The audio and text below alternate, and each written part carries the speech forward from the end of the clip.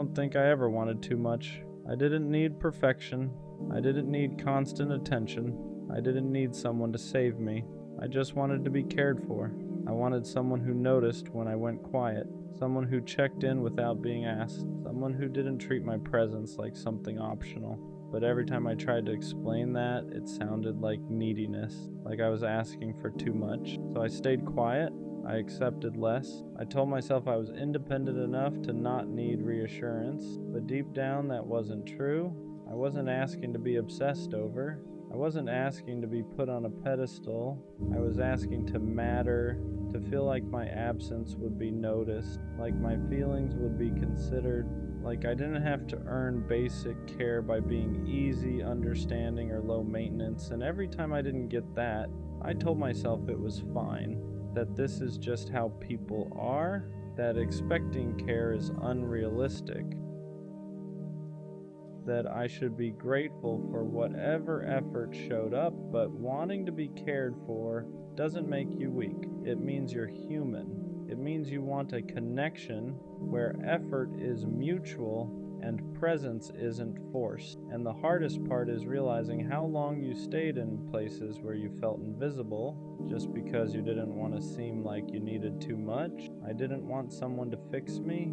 I just wanted someone who cared enough to stay aware of me.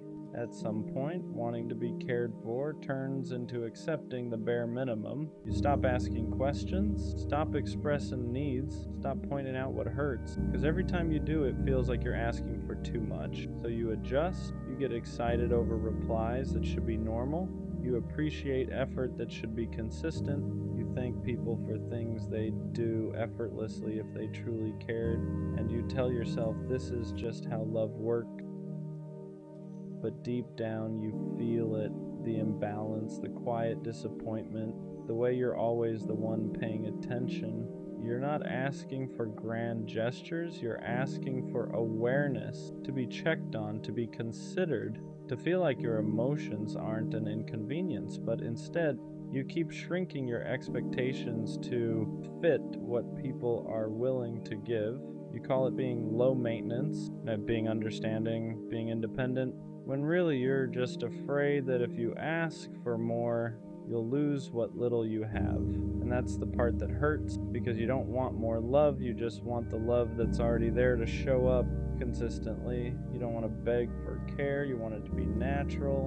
And the longer you settle, the more you start questioning yourself. Am I too sensitive? Am I needy? Am I wrong for wanting this? But wanting to be cared for was never the problem. Staying where you're barely noticed is. Pretending you don't need care slowly disconnects you from yourself. You start ignoring your own feelings before anyone else can. You tell yourself you're fine even when you're not. You swallow disappointment and call it maturity, because admitting you want care feels risky. It feels like giving someone power to decide whether you're too much, so you choose silence instead. You become the easy one, the understanding one, the one who doesn't ask for reassurance or consistency or emotional presence. And people like that version of you because it asks for nothing, but inside something starts to dull. You feel lonely even when you're not alone. You feel unseen even when someone's there. You start questioning whether your needs are even valid anymore. That's when you know you've gone too far. Not by wanting care, but by convincing yourself you don't deserve it. You weren't meant to love people from a distance. You weren't meant to be strong at the cost of being felt. Care isn't weakness. Wanting it isn't dependency. It's connection. And the moment you deny yourself that truth, you don't just lose it from others, you lose it from yourself. There's a moment where it finally hits you. You've been caring for everyone else while no one was really caring for you. You remember how often you checked in, how often you noticed shifts in tone, how often you adjusted yourself to make things easier for others, and then you look back and realize how rarely anyone did that for you. No one asked if you were okay when you went quiet. No one noticed when your energy changed. No one slowed down enough to really see you. And that realization hurts in a quiet, heavy way, because you weren't asking for perfection. You weren't asking to be prioritized above everything. You were asking for reciprocity. To feel like your presence mattered as much as you made theirs matter. That's when the exhaustion sets in. Not physical tiredness, ambrosios, emotional fatigue. The kind that comes from always being the one who cares first, who understands more, who gives grace even when it costs you. You start wondering how you became so good at holding space for people who never learned how to hold it for you. And the truth is uncomfortable. You taught them it was okay to lean on you without leaning back, to receive care without returning it, not because you wanted imbalance, but because you didn't want to feel abandoned. And realizing that is both painful and clarifying, because it shows you something important. You weren't asking for too much, you were just asking it from the wrong people. That realization changes how you choose people. You stop being impressed by words. You stop getting attached to potential. You stop mistaking attention for care, because now you know the difference. Care looks like consistency. It looks like remembering. It looks like showing up even when it's not convenient. So you start paying attention to who checks in without being prompted, who notices when you're off, who doesn't make you explain why you need what you need. And at first that makes your circle smaller. You walk away from people you once would have stayed for. You stop overextending. You stop being the only one holding things together. Not because you don't care anymore, but because you finally care about yourself too. You don't chase care now. You don't hint at it. You don't downplay your needs to make someone comfortable. You let people show you how they show up. And if they don't, you don't argue with it. You don't try to teach them how to care. You accept the information and move accordingly, because wanting to be cared for isn't a flaw, it's a boundary. And the moment you start honoring it, you realize something important. You'd rather be alone than be surrounded and still feel unseen. Choosing yourself feels lonely at first, not because you made the wrong choice, but because you stopped filling the silence with people who never really saw you. You notice the absence quickly, the lack of constant conversation, the quiet that comes when you're no longer overgiving just to stay connected. And that quiet can be uncomfortable because for a long time, being needed made you feel valued. Being available made you feel important. Being the one who cared most made you feel like you belonged. Now you don't do that anymore. You don't reach out first every time. You don't check in when it's never returned. You don't hold space for people who won't hold it for you. And yes, that leaves gaps, but those gaps feel different than the loneliness you had before. Before you were lonely even when surrounded by people. Now you're alone but at peace. There's no resentment building, no quiet disappointment, no wondering why you're not enough. Just space to breathe, space to feel what you feel, space to rebuild a relationship with yourself that isn't based on neglect. You start realizing that loneliness with self-respect is lighter than connection without care. And once you taste that peace, it's hard to go back, because you finally understand being cared for starts with not abandoning yourself anymore. Learning how to receive care is harder than giving it. That part surprised me. I was always good at showing up, at checking in, at being thoughtful without being asked. But when someone tried to do that for me, I didn't know how to relax into it. I questioned it. I downplayed it. I felt uncomfortable being the one who was noticed, because for so long, care felt conditional, like something you earned by being useful, easy, understanding. So when someone offers it freely, without you proving anything, your first instinct is to brace yourself. You wait for it to disappear, you look for the catch, you assume it won't last, and that's not because you don't want care, it's because you're not used to it being consistent. You're used to being the giver, the supporter, the one who adapts. So receiving feels vulnerable in a way giving never did. It means letting someone see you without performing, letting yourself need without apologizing, letting care exist without questioning your worthiness of it. That takes unlearning. It takes time to believe that you don't have to exhaust yourself to deserve tenderness. And I'm still learning that, still reminding myself that care doesn't have to be chased, earned, or negotiated. Sometimes it's just there, and allowing it in is the bravest thing you can do after spending so long surviving without it. At some point, you stop asking why people don't care. You stop replaying conversations, stop analyzing tone, stop wondering what you could have done differently, because that question only keeps you stuck chasing explanations instead of truth. So you ask a different question: who actually shows up for me? Not who says they care, not who means well, not who shows interest when it's easy, but who checks in consistently, who notices when you're quiet, who doesn't disappear when you need space or reassurance or time. And the answer is usually smaller than you expect: fewer people, less noise, more clarity. That realization hurts, but it also simplifies everything. You stop pouring into people who only take. You stop investing in connections that leave you feeling unseen. You don't make announcements, you don't explain your shift, you just move differently. You protect your energy. You reserve your care for those who return it naturally. And slowly you stop feeling desperate to be noticed, because you're no longer surrounding yourself with people who make you feel invisible. Care stops being something you beg for and starts being something you recognize. And that's when you finally understand being cared for isn't about convincing people to treat you better. It's about choosing the ones who already do. Wanting to be cared for doesn't make you needy. It makes you honest. Needy is asking someone to fill a void they didn't create. Needy is expecting one person to carry everything for you. But wanting care, that's wanting reciprocity. That's wanting your effort to be met, your presence to be valued, your emotions to be considered.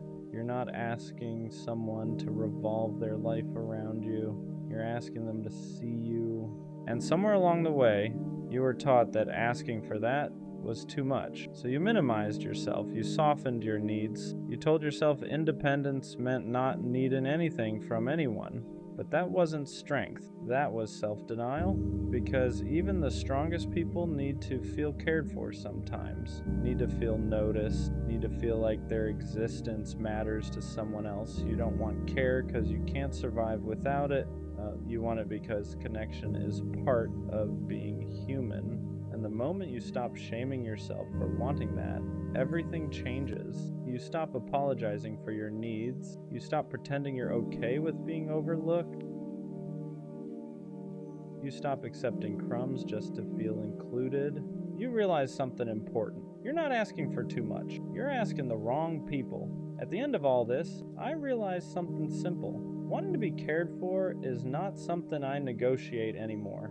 I'm done explaining why it matters, done justifying why I feel hurt, done shrinking my needs so someone else can stay comfortable. Care is not a bonus, it's not extra, it's not something you earn by being quiet, easy, or low maintenance. It's the baseline. If someone doesn't notice me, doesn't check in, doesn't consider how their actions affect me, then they don't get access to me. Not out of bitterness, not out of anger, out of self-respect. I spent too long convincing myself that wanting care made me weak, too long accepting half presence and calling it connection, too long staying where I felt invisible, just to avoid being alone. I'm not doing that anymore. I don't need to be chased. I don't need to be obsessed over. I just need to be considered. And if someone can't do that naturally, without me begging, hinting, or explaining, then they're not my person. Because the right people won't make you feel guilty for wanting to matter. They won't make care feel conditional. They won't make you question whether you're asking for too much. They'll just show up. And until that happens, I'd rather stand alone with my needs intact than sit beside someone who makes me feel unseen. I didn't want too much. I just wanted to be cared for. And now I care enough about myself to never accept less again. Sometimes I feel like love just isn't meant for me. Not in a dramatic way, not in a woe is me way, just quietly, like I've watched it find everyone else and somehow keep missing me. I've done the work, I've tried to heal, I've tried to be patient, I've tried to love right, and still, nothing sticks. People come close, but never close enough to stay. They show interest, but never intention. I'm always almost chosen, almost loved, almost enough. And after a while, you stop asking what's wrong with them and start asking what's wrong with you. You start wondering if maybe you're just built differently, if maybe you feel too deeply for a world that loves lightly. I don't think love avoids me because I'm unlovable.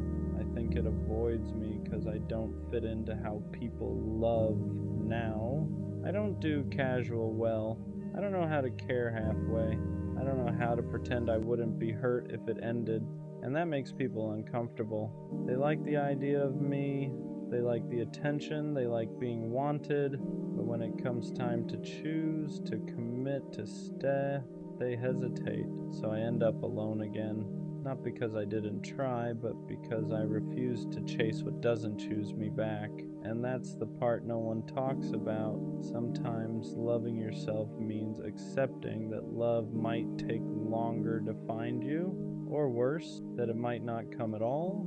And that's a scary thought because I don't want much. I don't want perfection. I don't want fantasy. I just want someone who stays, someone who doesn't get overwhelmed by sincerity, someone who doesn't confuse depth with pressure. But the longer time passes, the quieter that hope gets. Not gone, just tired. I don't hate love. I don't resent it. I'm just starting to wonder if it has a place for me, and if it doesn't, I guess I'll have to learn how to live a full life without it. Not because I stopped believing, but because believing started to hurt more than letting go. It's not even the loneliness that gets me anymore, it's the pattern. How people come into my life with energy and leave with excuses. How they swear they like me, but never enough to stay consistent. Never enough to choose me when it's not convenient. Never enough to make me feel secure. And I'm tired of hearing the same lines in different voices. I'm not ready. I'm focusing on myself. You deserve better. And maybe I do. But why does better never turn into someone who stays? At some point you stop feeling unlucky and start feeling singled out. Like love has an address, and somehow it keeps getting my name wrong. I watch people get loved loudly, chosen publicly, protected without asking, and me? I get almost commitment, almost consistency, almost somebody's favorite, and that almost does something to you. It makes you question your personality, your looks, your worth, your timing. Like if you could just fix one thing, love would finally land. But then the quiet truth hits. Love isn't avoiding me because I'm impossible to love. It's avoiding me because I don't accept half love anymore. And that scares people because I don't want casual comfort. I want real intention. I want someone who doesn't disappear when it gets deep. Someone who doesn't treat effort like a favor.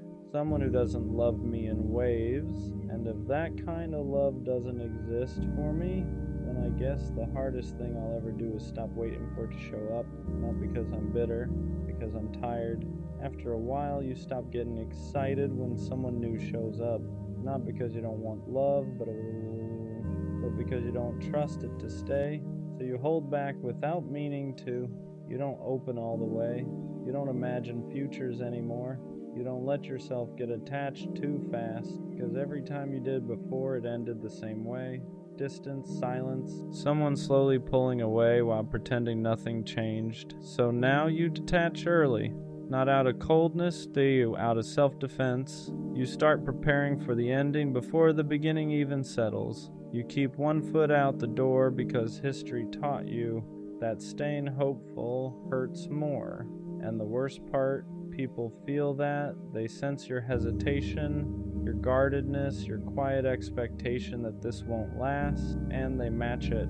They don't go all in, they don't invest deeply, they keep things light, flexible, undefined, which only confirms what you already believed. Love doesn't choose you fully, so the cycle repeats. You expect love to leave, Love senses you're bracing, no one commits, everyone walks away, and you're left wondering if love avoids you, or if you've learned not to trust it enough to let it stay. That's the cruel part. You didn't become distant because you don't care. You became distant because you cared, and it kept costing you. So now you protect yourself by expecting less, and every time love passes you by, it reinforces the same quiet thought. Maybe love isn't meant to find me. Maybe it's meant to pass through. Eventually, hope stops hurting loudly. It just fades. You don't cry about love anymore. You don't rant about it. You don't even talk about it much. You just stop expecting it. You start telling yourself that maybe love is for other people. People who are easier, people who don't feel as deeply, people who fit better into how relationships work now. And that belief settles in quietly.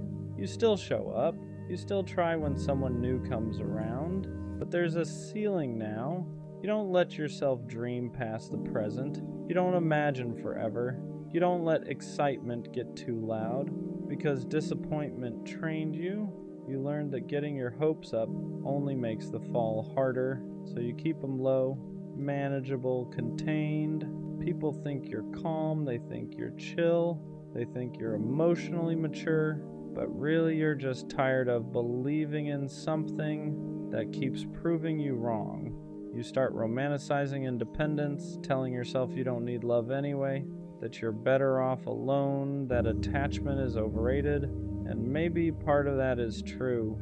But another part of you still aches when you see people chosen easily, loved openly, protected without asking.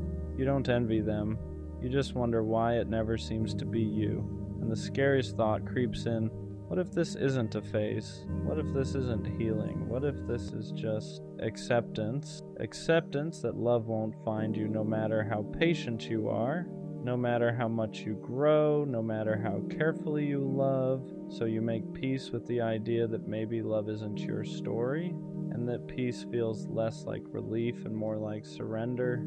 At some point, you stop chasing love altogether. Not in a dramatic, I'm done with love way, but in a quiet, tired way. You stop looking for it in rooms, stop expecting it in conversations, stop wondering if this person might finally be different. You still show up, you still talk, you still connect, but the hunger is gone. Not because you're fulfilled, but because you're exhausted. You've wanted love for so long that wanting it started to feel embarrassing. Like asking for something that clearly wasn't meant to be yours. So you replace longing with numbness. You tell yourself you're fine, that you don't need anyone, that independence is better anyway. And some days you believe it, but other days it feels like you've just buried something alive. You don't get butterflies anymore. You don't get excited about potential. You don't let yourself feel anticipation. Because anticipation has disappointed you too many times. People mistake this version of you for healed. They say you're strong. They say you're grounded. They say you've matured. But what they don't see is how much of that softness you had to shut down to survive. You didn't stop wanting love because you outgrew it. You stopped because wanting it started to hurt too much. And now you're in this strange in-between place. Not heartbroken, not hopeful, just waiting without believing.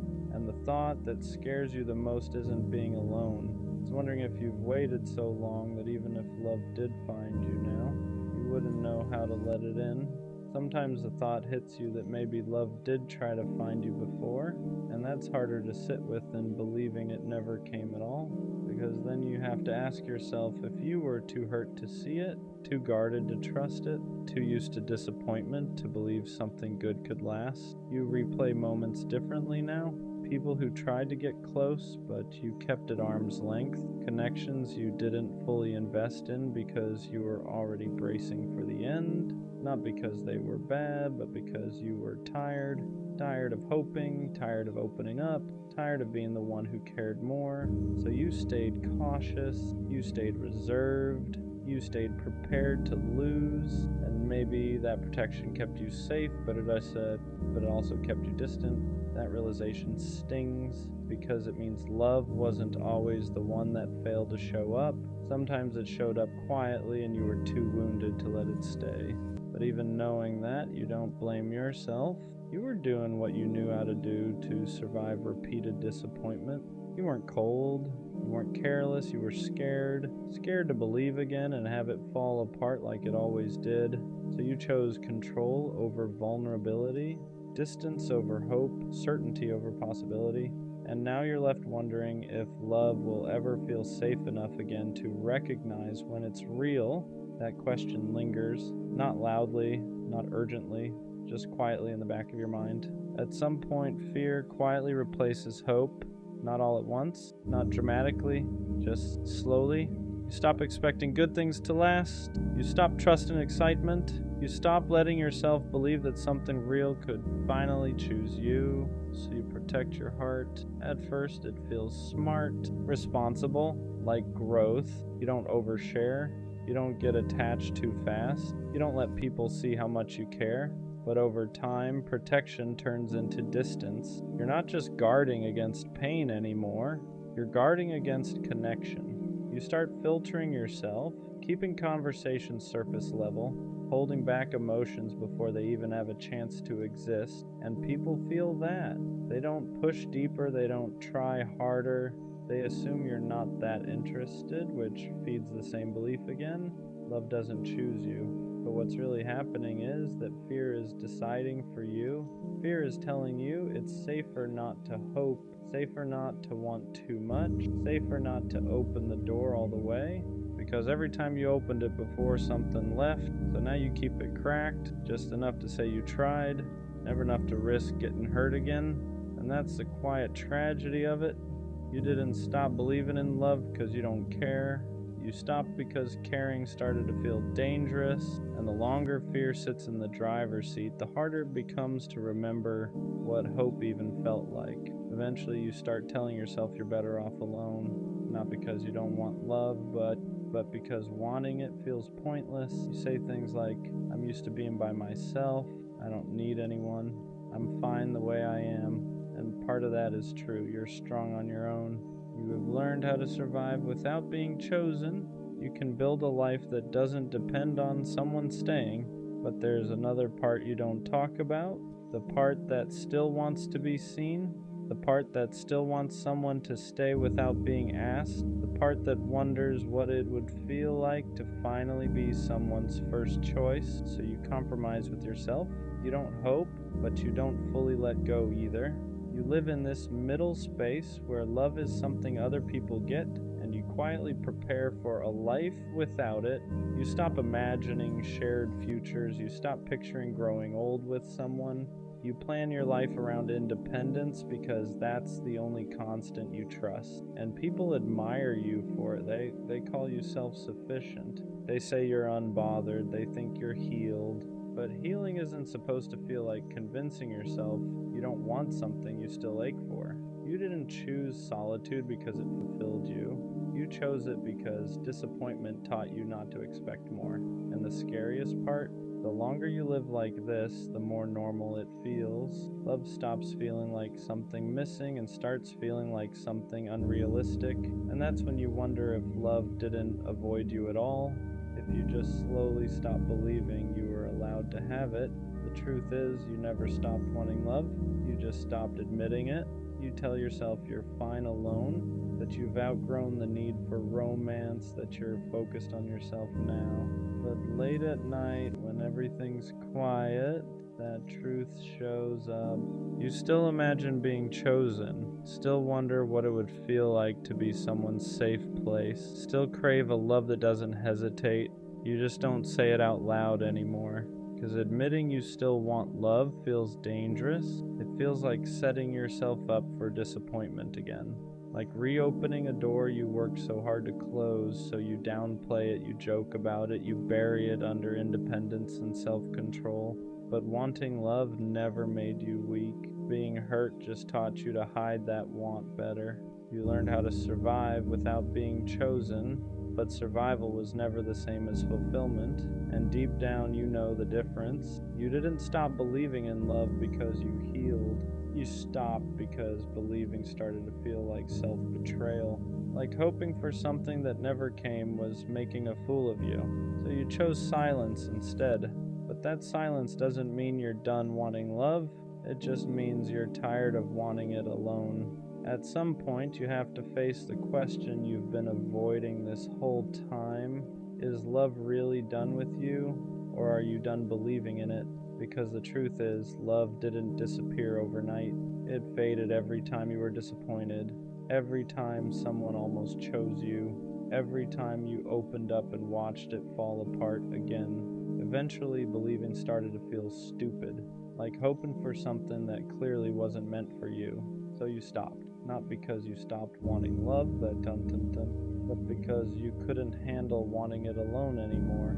You told yourself this is just how life turned out, that some people get love and others learn how to live without it, and maybe that belief protected you. It kept you from more heartbreak, more waiting, more letting yourself down, but it also cost you something. It cost you the ability to imagine a future that includes being chosen. It cost you the courage to believe something good could stay. So now you stand here, not hopeless, not hopeful, just tired of wondering, tired of preparing for disappointment, tired of asking why love keeps missing you. And maybe the hardest truth is this: love didn't stop trying to find you. You just stopped leaving the door open, not because you're broken, not because you're unlovable, but because getting your hopes up hurt more than letting them go. And whether love ever finds you or not, one thing is clear now: you didn't lose because you loved too much. You lost because loving started to feel unsafe. So if love ever does come again, it won't be loud, it won't rush you, it won't demand you believe right away. It'll wait, and the real question won't be whether love finds you.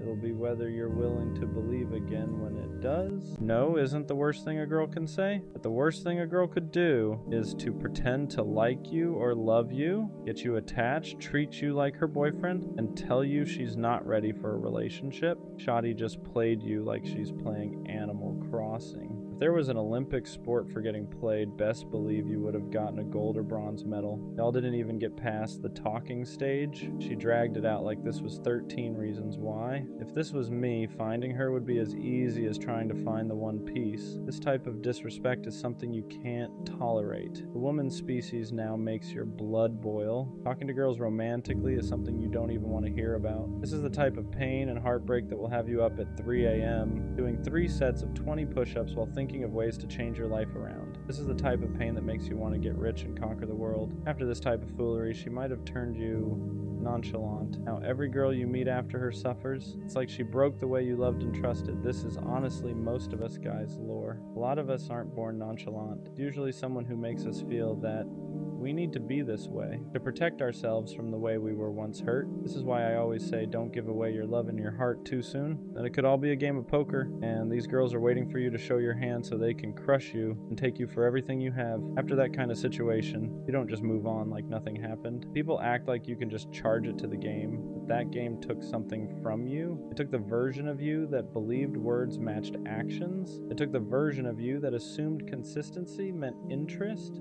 that effort meant intention. And once that's gone, it doesn't come back easily. You start noticing the shift in yourself. You don't text first as much anymore. You hesitate before opening up. Compliments feel suspicious. Affection feels temporary.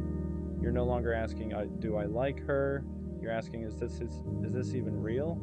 And that question follows you into every new connection, even with people who haven't done anything wrong. That's the unfair part. One person plays with your feelings, and suddenly everyone after them has to deal with the damage. You become guarded, distant, almost emotionally lazy, not because you don't care, but because caring once cost you too much. You learn that giving your heart too early can turn into a lesson you never asked for. And late at night, that's when it really hits. When the distractions are gone, when you're alone with your thoughts, that's when the anger shows up, not just at her, but at yourself. yourself, for ignoring the red flags, for believing potential instead of patterns, for staying when deep down something felt off. That anger fuels change, but it can also harden you if you're not careful. A lot of guys turn that pain into motivation. Gym sessions at ungodly hours, obsessing over goals, wanting to level up in every area of life. And while growth is good, it's important to recognize where it's coming from. Are you improving because you want more for yourself? Because you're trying to prove you were worth choosing? That experience becomes part of your story, your lore, not to victimize you, but to explain why you move the way you do now, why you don't fall as fast, why you keep your guard up, why you test people before trusting them. You weren't born this way. Someone taught you to protect yourself. And the real lesson isn't to stop loving. It's to stop giving your heart to people who haven't earned access to it yet. What really messes with you is realizing she probably didn't think it was that deep. To her, it was just talking, just vibes, just something to pass the time. But to you, it was hope. It was imagination. It was planting things in your head you never even said out loud. And that imbalance is where the damage happens. One person is casually passing time, the other is slowly building attachment. You replay moments looking for answers.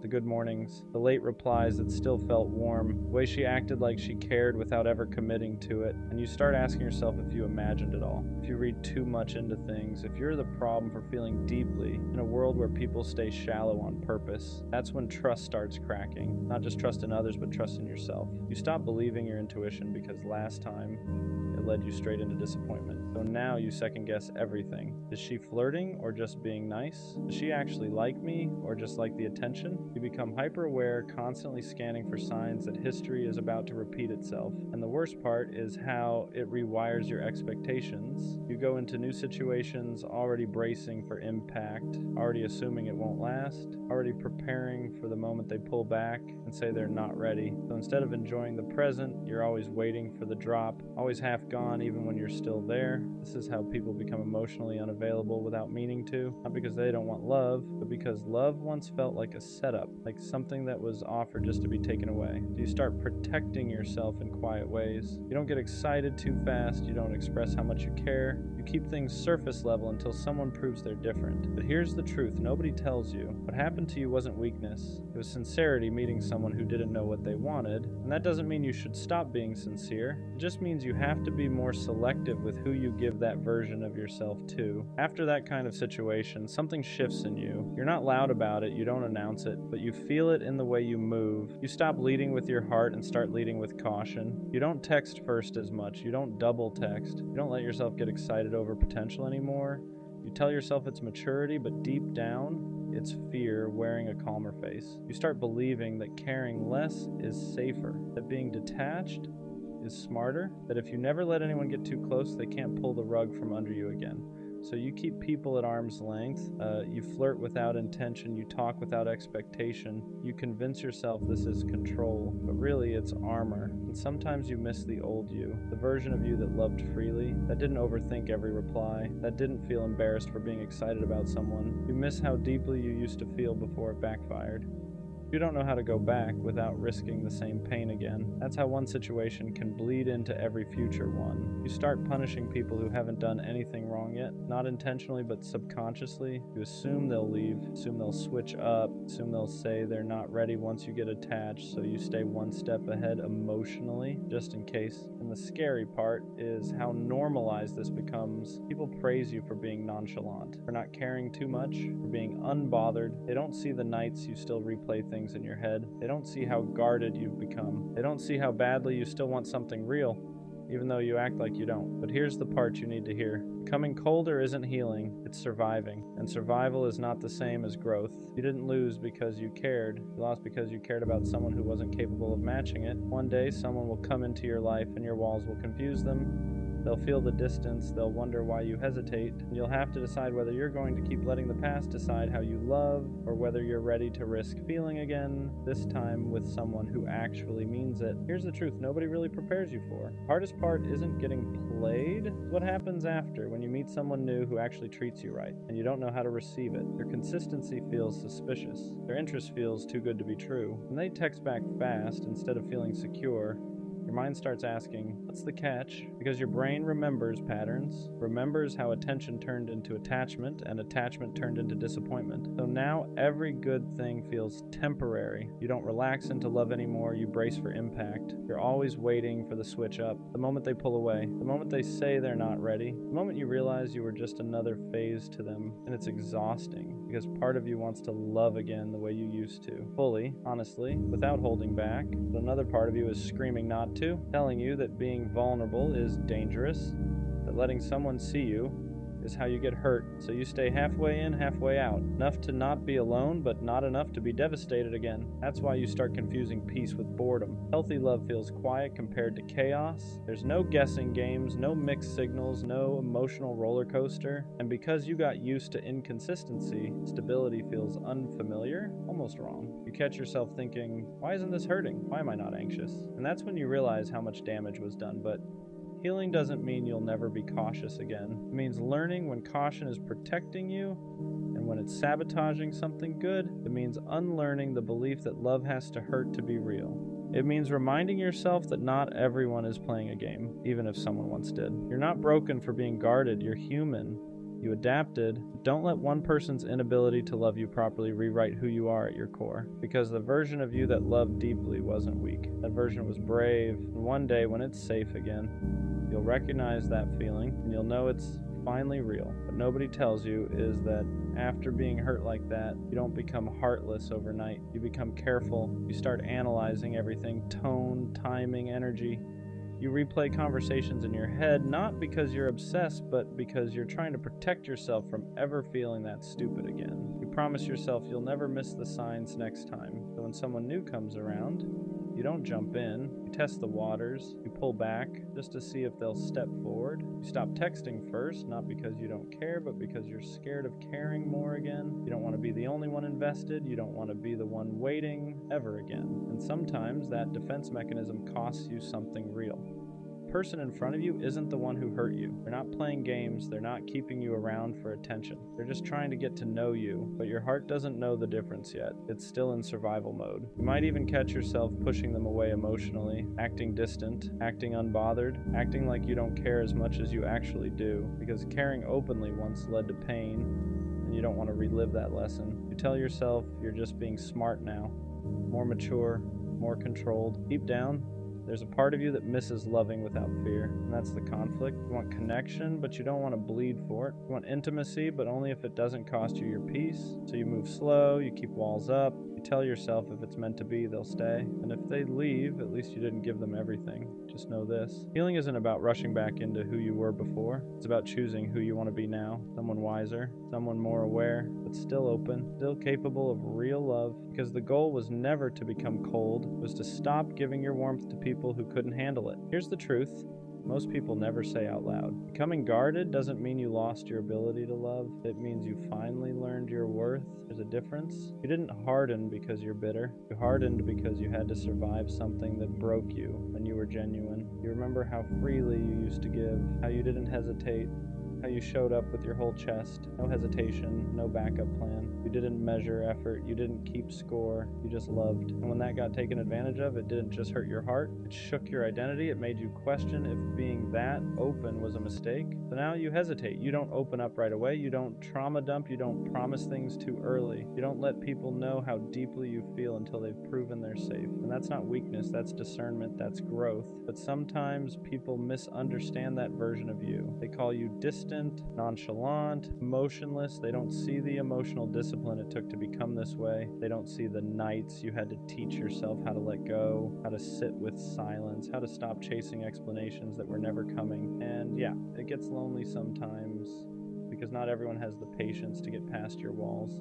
Not everyone understands that consistency matters more to you now than words. That effort means more than promises. That actions are the only language you really trust. The right person won't rush you. They won't demand access to parts of you they haven't earned. They won't punish you for protecting yourself. They'll understand that loving you means moving at your pace, showing up even when you don't ask, being steady when you're cautious. You're not broken. You're recalibrated. You didn't lose your softness. You just learned to aim it better. And one day, when someone proves they can handle your heart without hurting it, you'll feel it, because you'll want to open up again. Not out out of fear of losing them, but because it finally feels safe to stay. What people don't realize is that the walls you built weren't meant to keep love out. They were meant to keep the wrong people from walking in and wrecking everything again. You didn't wake up one day and decide to be distant. You became distant after explaining yourself one too many times to people who never listened, after forgiving things you never should have had to forgive, after loving someone who treated your heart like something disposable. There was a version of you that believed effort would always be met halfway, that if you just loved harder, communicated better, stayed patient longer,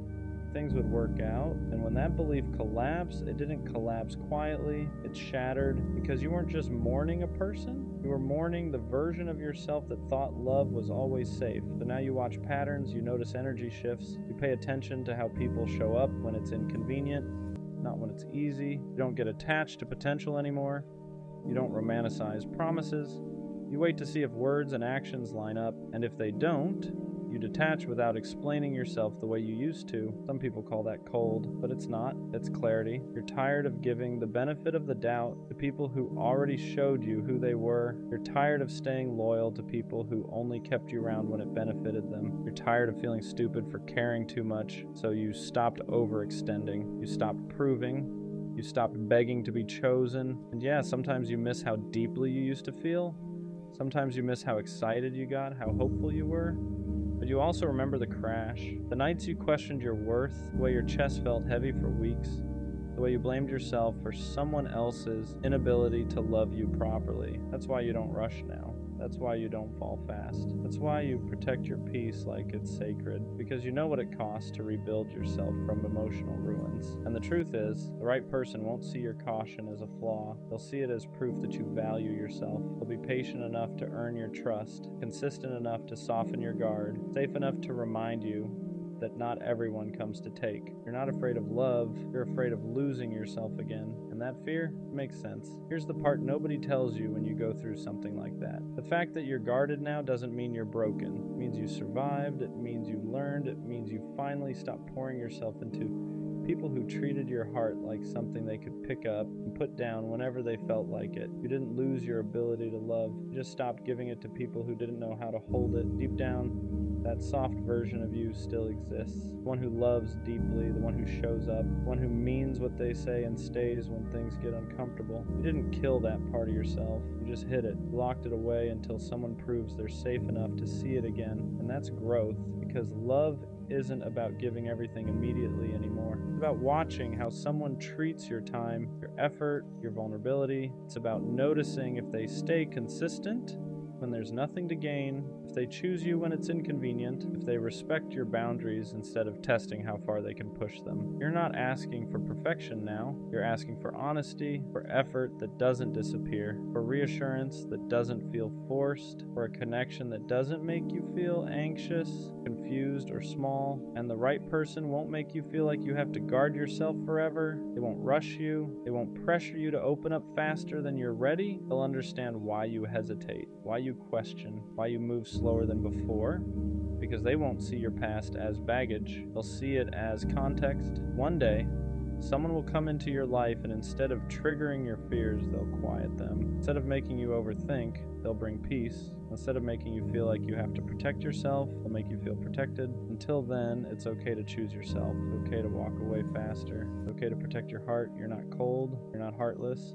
You're just done bleeding for people who never planned to stay. And when love comes again, it won't break you, because this time, you know your worth. Some nights, I stay up hugging my pillow pretending it's someone. Not because I'm dramatic, but because it gets lonely when no one chooses you. You start wondering if love just missed you, if maybe everyone else got picked and you were the one who got skipped over. I tell myself I'm fine being alone, and most days I am. But late at night, when the world is quiet, that's when the question comes back. Will love ever find me? Or am I just meant to imagine it? I think the hardest part is not the loneliness. It's feeling like you have so much love to give and nowhere to put it, no hands to hold, no one to come home to, just you, your thoughts, and the same hope you keep tucking away every morning. And what scares me most is not being alone right now. It's the thought that maybe this is permanent. Being alone doesn't hurt the most. Being unchosen does. It's watching people find each other while you keep ending up by yourself. It's being told, your time will come so many times that it starts to feel like a placeholder sentence. You start questioning yourself. Am I too quiet? Too much? Not enough? You replay everything, trying to find the reason no one stayed. And late at night, when you're hugging a pillow, imagining it's someone who wants you back, those thoughts get louder. Not because you don't love yourself, but because you're tired of being the only one who does. The scary part is how slowly it affects your worth. You don't stop believing in love, you stop believing it wants you, and that's when loneliness becomes heavier than silence, because now it's not just about being alone, it's about wondering if something is wrong with you for being alone this long. This feeling doesn't mean you're unlovable, even though it really feels like it. It means you've been alone long enough for the silence to start telling stories. And silence is loud when it goes on too long. You start mistaking timing for rejection. You start turning waiting into a flaw. You start thinking love hasn't found you because you're missing something. But love doesn't work on fairness, and it doesn't run on schedules. Some people find it early, some people find it after they've learned how to sit with themselves at night. And that doesn't make you behind, it makes you human. The fact that you still want love, still imagine it, still hope for it, even after feeling unchosen, that's not weakness. That's proof your heart didn't close. Imagining love at night doesn't make you desperate. It means you're human. You're not hugging a pillow because you're weak. You're doing it because your body remembers what closeness feels like, even when your life hasn't caught up yet. There's nothing wrong with wanting someone to come home to, with wishing there was a hand to reach for when the day finally goes quiet. The problem isn't that you imagine love, it's that you've been alone long enough to start believing wanting it is something you need to outgrow. But love isn't something you mature out of, something you wait for without turning against yourself in the meantime. You don't need to shame the part of you that still hopes at night. That part is just proof you haven't gone numb, and as long as you haven't gone numb, love hasn't missed you. Loneliness at night doesn't get to decide your future. Even when it feels endless, nights are heavy because they strip everything down. No distractions, no noise, just you and the question you try not to ask during the day. But night feelings aren't prophecies. They're just unmet needs speaking when everything else is quiet. Being alone right now doesn't mean you'll always be alone, and being unchosen so far doesn't mean you're unchoosable. It just means you haven't been met yet. There's a difference. You're not behind, you're not forgotten, you're not running out of time. You're just in the part of the story where love hasn't arrived, not the part where it never does. The hardest balance is holding hope without turning it into self-doubt, because when you hope for something for a long time, it can start to feel personal when it hasn't arrived yet. You tell yourself you're patient, but underneath that, there's a quiet fear that maybe hope is just another way of setting yourself up, so you try to numb it. You tell yourself you don't need love, you act like you're fine on your own, but hope doesn't disappear that way. It just goes quiet and waits for the night. The truth is, hope isn't the problem. Hope only hurts when you turn it inward and use it as proof that something is wrong with you. You're allowed to hope without questioning your worth. You're allowed to want love without it meaning you're lacking. Hope isn't weakness. It's just your heart still believing in a future you haven't reached yet. When love hasn't found you yet, it can make you feel invisible. You're moving through life unnoticed, unchosen, easy to pass by, but invisibility isn't the truth. It's just what loneliness whispers when it's tired of waiting. You don't get overlooked because you lack something. You get overlooked because connection isn't something you can force into timing. The right person doesn't miss you because they're better at noticing. They find you because they're looking for what you already are, and until then, you're not invisible. You're just living in the space before recognition. That space feels quiet. It feels long. It feels unfair. But it isn't empty. It's shaping you into someone who will recognize real love when it finally arrives. Not because you're desperate for it, but because you're ready to receive it without disappearing into it. Love usually doesn't find you when you're proving you deserve it. It finds you when you stop performing and start existing. For a long time, I thought if I was good enough, patient enough, understanding enough, someone would finally see me. So I overgave, overthought, over-explained. But love doesn't arrive as a reward for endurance. It arrives when you're no longer shrinking to be easier to choose. The moment you stop asking, what do I need to fix? And start asking, what do I need to feel safe? Something shifts. You don't chase connection anymore, you allow it, and that doesn't make love come faster, and it makes it come healthier. Because the love that finds you then isn't choosing you, because you tried hard enough. It's choosing you because you're finally standing still as yourself. Waiting is hard because it's empty time. Not empty in life, but empty in connection. You're still living, still growing, still doing everything you're supposed to do, but there's no one to share the quiet with, and that's where loneliness sneaks in. The difference between waiting and loneliness is what you tell yourself while you're there. Loneliness says, nothing is happening because I'm not enough. Waiting says, something hasn't arrived yet, and that's not a reflection of my worth. Learning to sit in the waiting doesn't mean pretending you don't want love. It means refusing to let the absence of it turn into self-blame. You can want love deeply and still treat yourself gently in the meantime. You can feel the quiet without letting it convince you that this is all there will ever be, because waiting isn't where your story ends. It's just the space between who you've been and who you're about to meet. There's a moment when hope stops hurting, not because love arrived, but because you stop fighting yourself while waiting. You stop asking the question every night with fear in it. You still want love, you still imagine it, but it no longer feels like your life is on hold without it. Hope becomes something gentle, something you carry, not something that weighs you down. You realize love finding you was never about being chosen faster or proving you're worthy enough. It was about becoming someone who doesn't disappear while waiting to be seen. And when that shift happens, loneliness loosens its grip, not because you're no longer alone, but because you're no longer against yourself. That's when hope becomes safe again, and that's usually right before love finally knows where to find you. Some nights you still wish someone was there, and that doesn't mean the healing didn't work. It just means you're human. Missing connection isn't a setback. It's not proof you're regressing or going backward. It's just your heart remembering what it wants to share. The difference now is that the wanting doesn't hurt the same. It doesn't spiral. It doesn't turn into panic. It doesn't make you question your worth. It just exists. You can want love without feeling empty without it. You can imagine closeness without feeling broken when it's not there yet. And that's growth. Because you're no longer waiting with desperation. You're waiting with trust. Trust that love doesn't miss people who are becoming more themselves. It finds them when they're steady enough to receive it without disappearing. The love that finds you after this season feels different, not louder, not dramatic, safer. It doesn't make you question yourself. It doesn't make you wonder where you stand. It doesn't ask you to stay up at night holding space for uncertainty. It meets you where you are.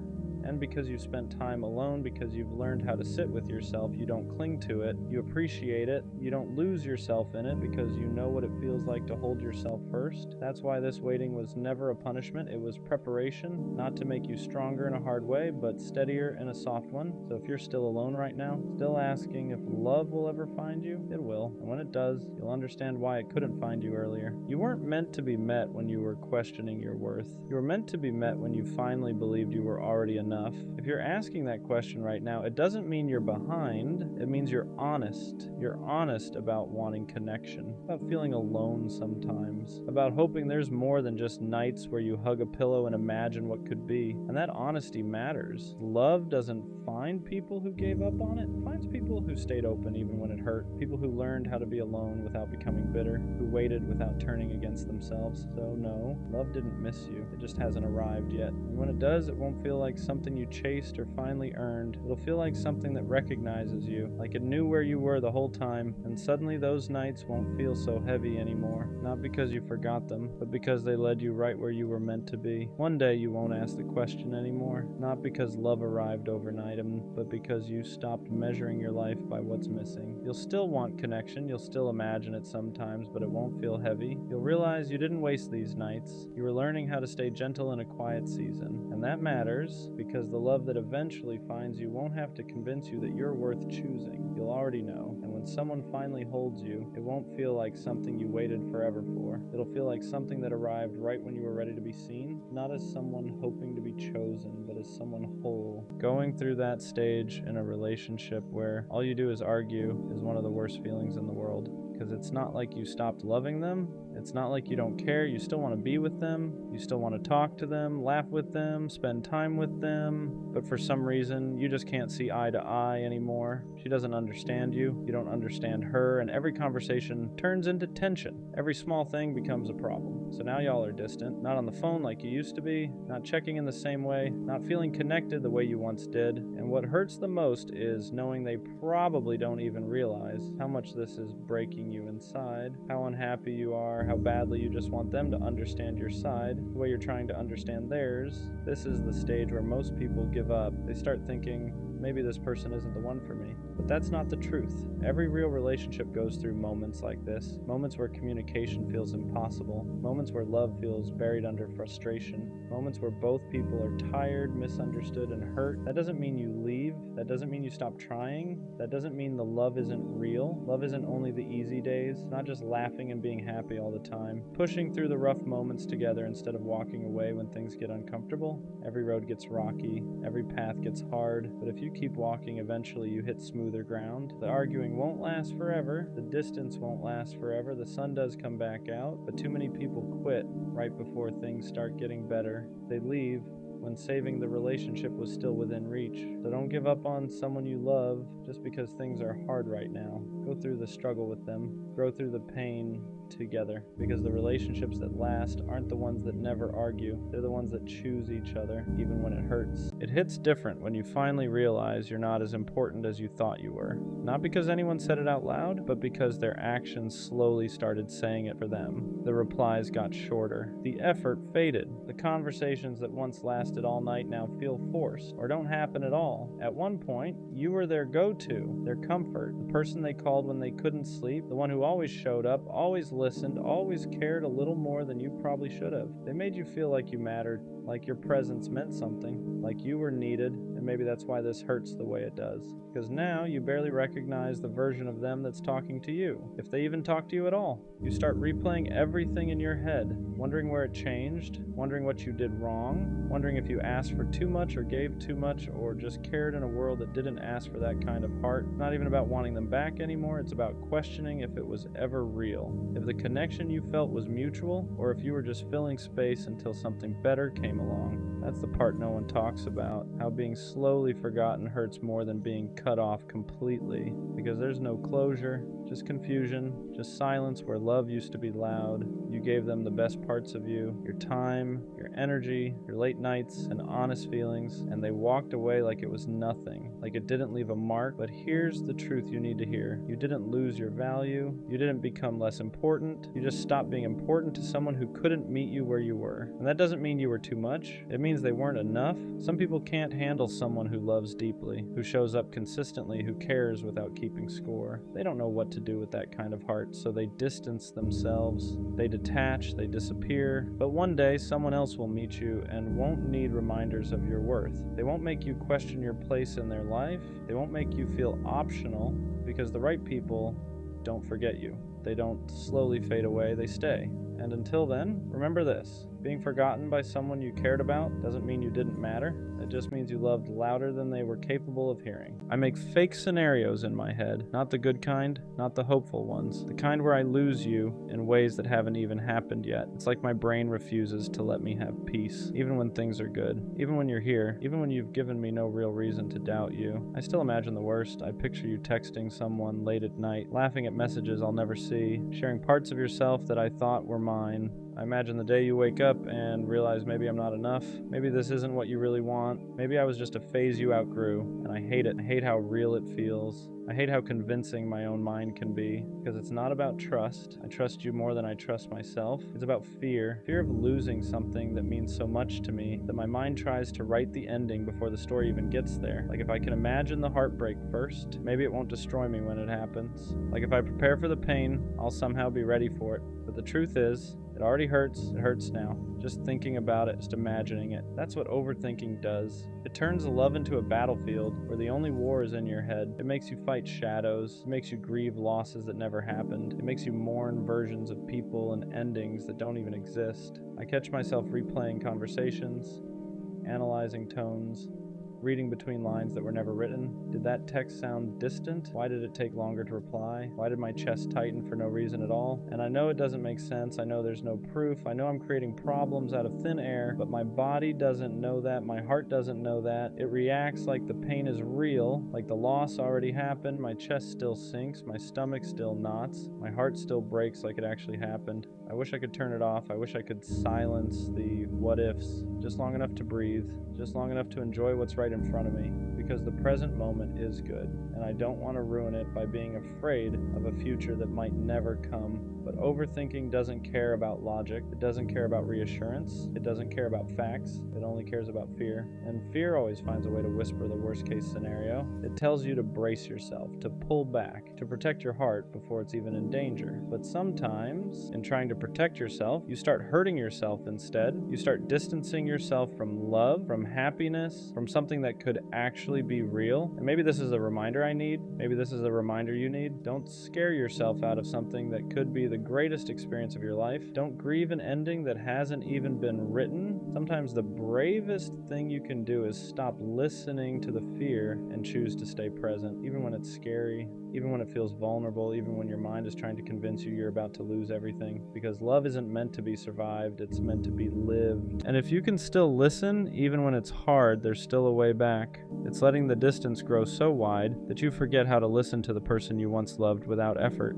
Because the real loss isn't the argument, it's I'm still here. I still care. Let's figure this out together. And the truth is, sometimes the most powerful thing you can say isn't another argument. Love survives not because people never argue, but because at some point they choose understanding over being right. Sometimes the only way back to each other is slowing down and actually hearing what's being said beneath the anger. Because love isn't about who wins, it's about who's willing to listen even when it's uncomfortable, even when it hurts your pride, even when silence feels easier. You have to stop fighting each other and start fighting for the version of us that existed before ego took over. Not by winning the argument, not by proving your point harder, not by keeping score of who's hurt who more. If you still care, if there's even a small part of you that hopes things can get better, then something has to change. And now both of you are stuck arguing through the pain instead of talking through it. You're not angry, you're hurting, but the pain comes out sideways. Instead of saying, I'm scared of losing you, you argue over something small that doesn't even matter. Instead of saying, I feel ignored, you shut down.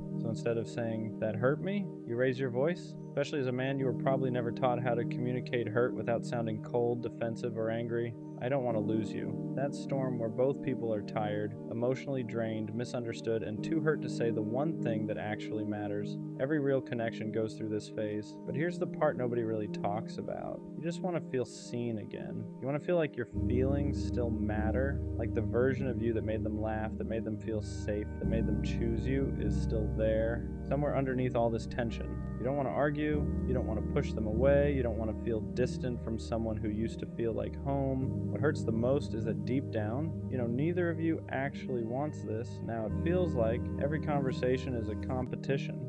You're fighting to be heard, they're fighting to be right, and while you're both swinging, nobody's actually winning. You miss when things were easy, when you could sit in silence together and it didn't feel awkward, when laughing came naturally, when being around each other felt safe, not stressful, and you miss how it used to be. You look at each other and it doesn't feel soft anymore, it feels tense, like you're walking on eggshells trying not to set the other person off. It's about tone, it's about who said what, who felt disrespected, who's wrong, who needs to apologize first.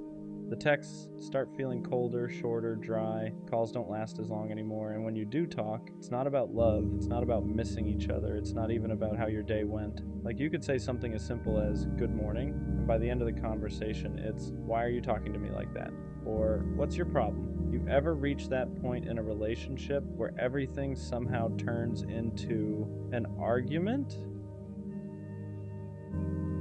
It's strange how people don't really care about how you're feeling until you start acting different. You can be struggling quietly for weeks, even months, and nobody notices. You still show up, you still smile, you still say, I'm good, even when you're not. You laugh at jokes you don't even hear. You hold conversations while your mind is somewhere else entirely. You keep being the strong one, the chill one, the reliable one everyone counts on. And that becomes your role. The person who's always fine, always understanding, always there. But the moment your energy shifts, the moment you take longer to reply, the moment you stop forcing yourself to show up the same way, now suddenly everyone notices. What's wrong? Why are you acting different? But let's be honest. They're not asking because they care. They're asking because you stopped being convenient, because you stopped playing the part they were comfortable with. What hurts the most is knowing you were hoping someone would notice before it got to that point, before you had to pull back, before you had to protect yourself, but they didn't, because most people don't listen to silence. They only react to distance. They don't see you drowning when you're still smiling. They only care once you stop swimming for them,